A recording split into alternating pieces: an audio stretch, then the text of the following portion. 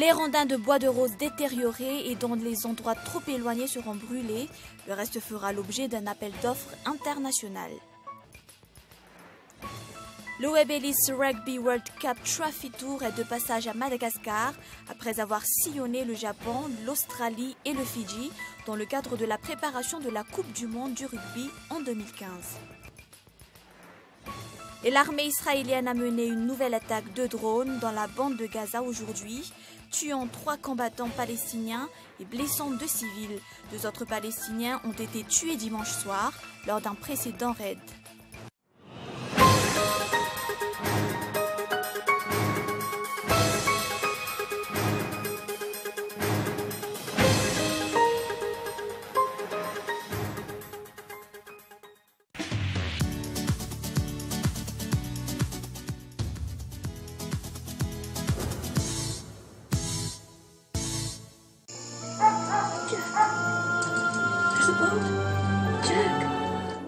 Avec Philips, entrez dans un monde de rire, de frissons, d'émotions, de sensations. Vivez le grand spectacle de la Coupe du Monde avec la série 9000 de Philips, la Smart TV à écran 65 pouces Smart, LED Ultra HD. SIDEF, une garantie de qualité.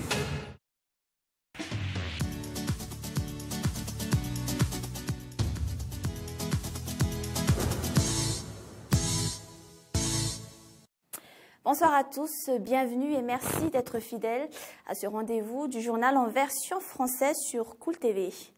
Et puis à la une de ce jour, les rondins de bois de rose détériorés et dans les endroits trop éloignés seront brûlés. Le reste fera l'objet d'un appel d'offres international. C'est la stratégie du comité interministériel pour parvenir au zéro stock de bois de rose à Madagascar.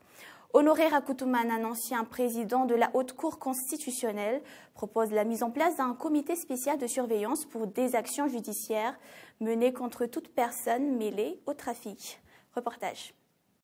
Les rondins détériorés seront brûlés, selon le ministre de l'Environnement, Ramparan Antelme. Notant que le coût du transport des bois précieux saisis représente un lourd problème financier. D'après le ministère de l'Environnement, Ramparan Antelme, ce plan d'action est mis en place pour éradiquer le trafic de bois de rose. Comment reconnaître si les bois de rose saisis dans tel endroit ont été réellement vendus ou brûlés? Ni le délai d'exécution des appels d'offres, ni la somme du budget afférent ne sont précisés. D'après le Premier ministre Koul Roger, un budget de 700 000 $ serait déjà réservé pour la réalisation de ce plan d'action. Confinée dans une bonne douzaine de pages, la stratégie mise en place par le comité interministériel a été présentée officiellement ce jour. Cette stratégie comporte notamment un projet de création d'un tribunal spécial chargé des affaires de bois de rose.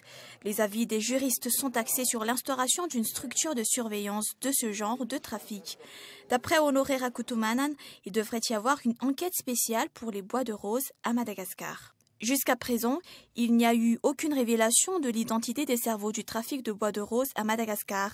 Interrogé sur le sujet, le ministère a déclaré qu'une enquête sur l'affaire est en cours. Conduit par le chef du gouvernement Roger Koul, le comité interministériel est constitué de 9 ministres, dont le garde des Sceaux et le général secrétaire d'État en charge de la gendarmerie. Le défi des 500 000 emplois sera gagné par la création de nouvelles unités industrielles et la réouverture des sites qui ont été fermés, selon les propos du ministre de l'Industrie et du Développement du secteur privé et des petites et moyennes entreprises, Jules-Étienne Roland, ce jour. Mais la réticence plane encore sur la sécurité de l'investissement au pays, vu l'instabilité politique de Madagascar. La MIGA, ou Agence multilatérale de garantie des investissements, peut assurer les investissements directs étrangers. Regardez. Une des branches de la Banque mondiale depuis 1988, la MIGA, a déjà assuré plus de 750 projets, surtout ceux qui sont financés par les pays développés. Une assurance de 2,8 milliards de $ pour cette année 2013 et 3,1 milliards est l'objectif fixé pour cette année. Une assurance qui concernera les investisseurs à Madagascar. Mais ces derniers hésitent encore. La grande île sort à peine de 5 longues années de crise. La MIGA travaillera sur la restauration de la confiance des investisseurs à travers l'assurance des investissements directs étrangers. Le secteur minier, l'agro-industrie et le tourisme sont particulièrement concernés. Je pense qu'ils voient la différence. Ils voient maintenant le nouveau gouvernement. Ils sont très intéressés à retourner sur Madagascar.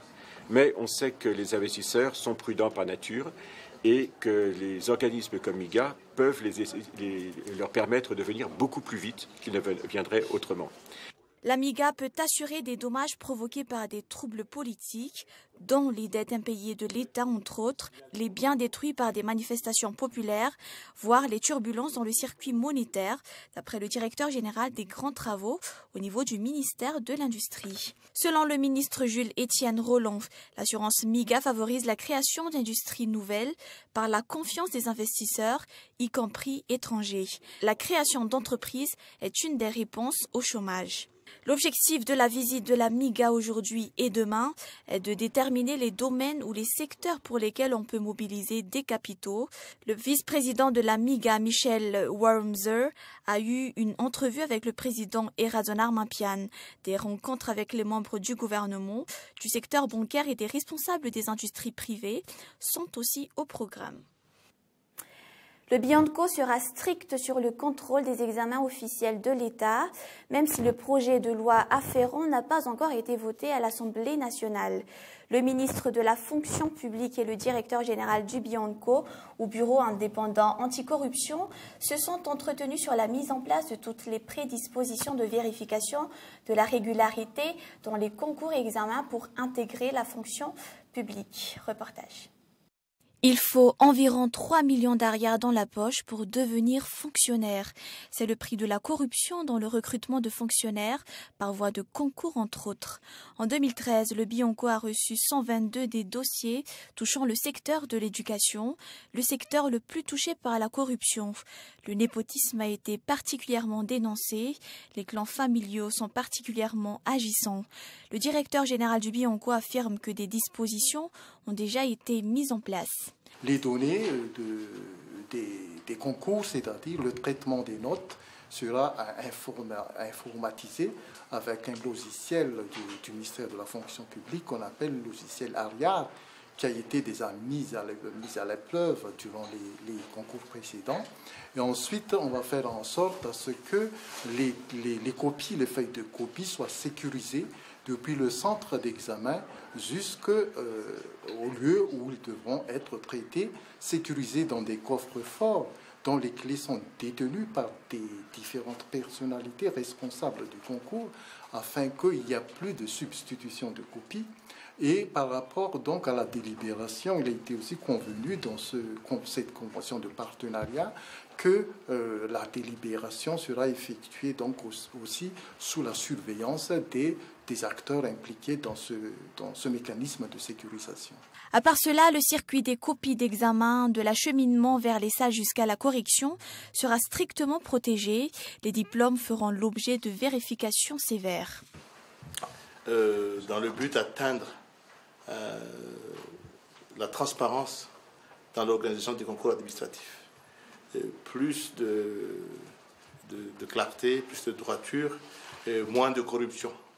Parce qu'il faut reconnaître que les concours administratifs qui sont organisés depuis quelques années au sein du ministère de la fonction publique, des grandes écoles de Madagascar, il y avait toujours des réclamations de la part des parents d'élèves qui sont méritants, mais qui n'ont jamais pu accéder à la réussite de ce concours. Les examens pour les 120 greffiers et les 40 magistrats commenceront demain, d'après le calendrier fixé par le ministère de la fonction publique. L'équipe Roger Coul accumule les ratages. En dépit de l'imminence des élections communales, le gouvernement traîne les pieds malgré les appels pressants du FMI, de la Banque mondiale, de l'Union européenne et de la CENIT. Le gouvernement semble bloquer, on ne sait pour quelle raison, le vote des projets de loi afférents aux élections. De plus, la loi rectificative des finances fera partie du menu de la session extraordinaire. Ernirina Dabari. Coûte que coûte, les élections communales se tiendront cette année, martèle le Premier ministre Coul Roger. Mais jusqu'à présent, il n'y a rien de concret. La loi rectificative des finances est présentée l'une des raisons urgentes de la tenue d'une session extraordinaire. Elle débutera mardi 15 juillet prochain et durera 12 jours. On ignore encore si la loi sur les élections communales sera à l'ordre du jour, selon le rapporteur de l'Assemblée nationale. Le vote de cette loi semble faire l'objet de reports systématiques. Que concocte le gouvernement? Il y a aussi la tenue des élections communales pour cette année. Donc, la loi qui régit cette élection sera votée à l'Assemblée nationale. Donc, il est donc normal que le gouvernement prend en compte la tenue de cette session extraordinaire. Par ailleurs, la Sénite déclare que le temps pour les préparatifs des élections communales est vraiment insuffisant. Le 24 juillet, le dernier délai fixé par la Sénite pour lancer l'appel du corps électoral. Selon Fandre Koutndrazak, rapporteur de la Sénite, si ce délai n'est pas respecté, la Sénite sera dans l'obligation de tenir une nouvelle assemblée générale pour décider d'une autre date sur la réalisation des élections communales. De l'autre côté, le président de la République poursuit sa tournée dans les régions pour le redressement économique du pays. Mais des questions se posent. La loi rectificative des finances publiques n'étant pas encore votée, d'où viennent les 3 milliards que le président Erazon Armapian a octroyés à l'usine Sovoniou? D'où viendront les autres milliards nécessaires pour le redressement des usines comme la Sirama, la Secrène et d'autres encore? Le Web Ellis Rugby World Cup Trophy Tour est de passage à Madagascar après avoir sillonné le Japon, l'Australie et le Fidji dans le cadre de la préparation de la Coupe du Monde du rugby en 2015. Ainsi, les sociétés Land Rover et DHL organisent des événements pour marquer son passage à Madagascar. Reportage. From one island to another, the trophy's next stop will be in Madagascar, where the latest African team to qualify for Rugby World Cup 2015 will be determined. Le passage d'un trophée mondial dans un pays est une occasion rare. Pour la grande île, la société Land Rover, parrain du Mondial 2015 du rugby, en fait un événement. Depuis plus d'une semaine, 2 principaux objectifs motivent la société Land Rover dans l'organisation de cette caravane. Alors, notre activité d'aujourd'hui, qui s'appelle The Last Driven Path, ce qui consiste à emmener la coupe dans un endroit où elle n'a jamais été, dans des endroits difficiles d'accès, et que seules les voitures du genre Land Rover peuvent accéder. Les sociétés Land Rover et DHL se sont battues pour que Madagascar soit inclus dans le trajet du trophée Web Ellis de la Coupe du Monde 2015 de rugby et surtout que ce sport retrouve sa place dans le contexte international après 5 ans de crise.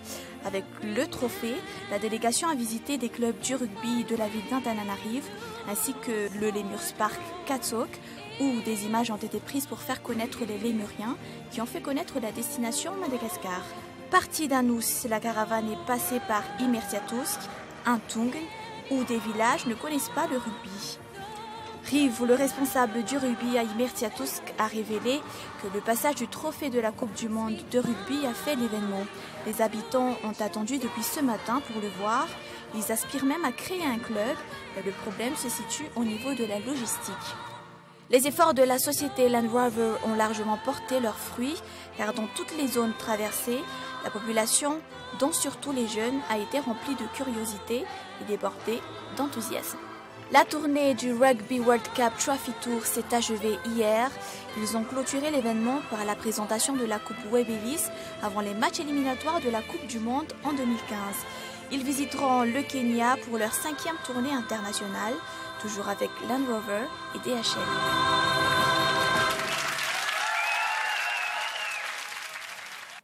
Et place aux actualités internationales. La tension reste grande dans le Proche-Orient. Avigdor Lieberman vient de rompre son alliance avec le Premier ministre israélien Benjamin Netanyahou. Le chef de la diplomatie israélienne s'est illustré ces derniers jours par des propos très durs. Reste toutefois au gouvernement une équipe qui a lancé l'année dernière une nouvelle frappe sur Gaza. Les raids ont fait du côté palestinien au moins 7 morts. Reportage de France 24. Vient de rompre son alliance avec le Premier ministre israélien Benjamin Netanyahou. Le chef de la diplomatie israélienne qui s'est illustré ces derniers jours par des propos très durs reste toutefois au gouvernement. Une équipe qui a lancé la nuit dernière de nouvelles frappes sur Gaza, des raids qui ont fait côté palestinien au moins 7 morts. On revient sur cette dernière offensive avec Christophe Dansette. Les corps de plusieurs membres de la branche armée du Hamas exposés à la morgue de Rafah. Les hommes sont morts dans l'effondrement d'un tunnel entre Gaza et l'Égypte. La raison n'est pas très claire, simple accident ou conséquence d'un raid israélien. Car dans la nuit de dimanche à lundi, l'aviation israélienne a touché plusieurs cibles non loin de là et plus au nord. 2 combattants du djihad islamique ont été tués. Le porte-parole du Hamas appelle à la vengeance. C'est une grave escalade et l'occupant israélien va payer un prix cher. Pour Israël, l'opération de la nuit est une réponse à une vingtaine de roquettes qui se sont abattues sur le territoire israélien dimanche. Ce lundi, de nouveau, plusieurs villes ont été visées, exemple ici le kibboutz Nirim. Mais aussi surtout Beersheva, la plus grande agglomération du sud d'Israël. Pour le gouvernement israélien, le Hamas cherche l'escalade.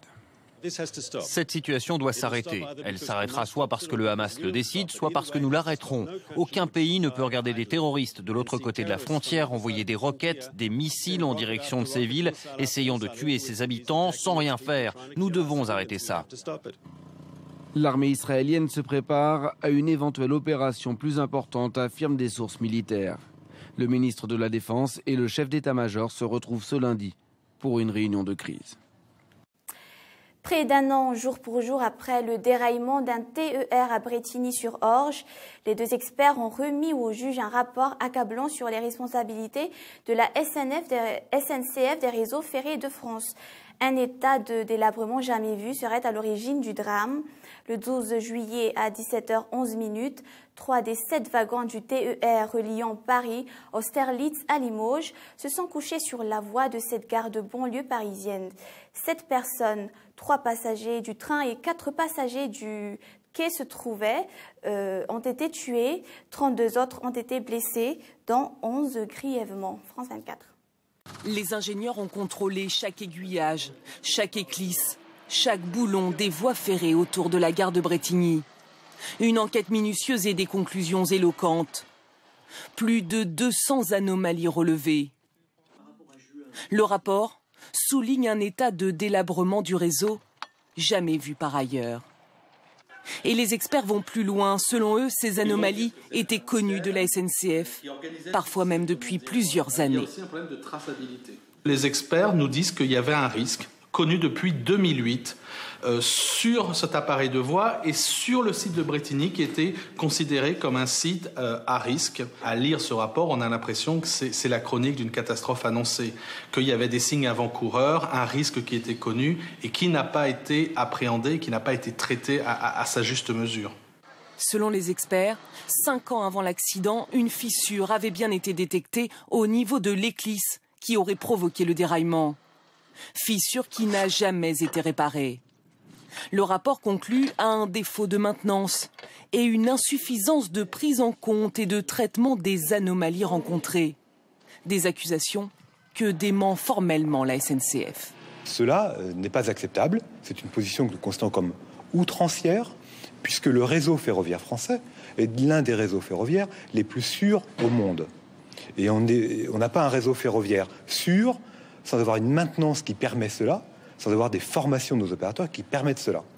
Le rapport est désormais dans les mains des juges. Une enquête pour homicide et blessures involontaires a été ouverte après l'accident qui a fait 7 morts et une trentaine de blessés il y a tout juste un an en gare de Brétigny.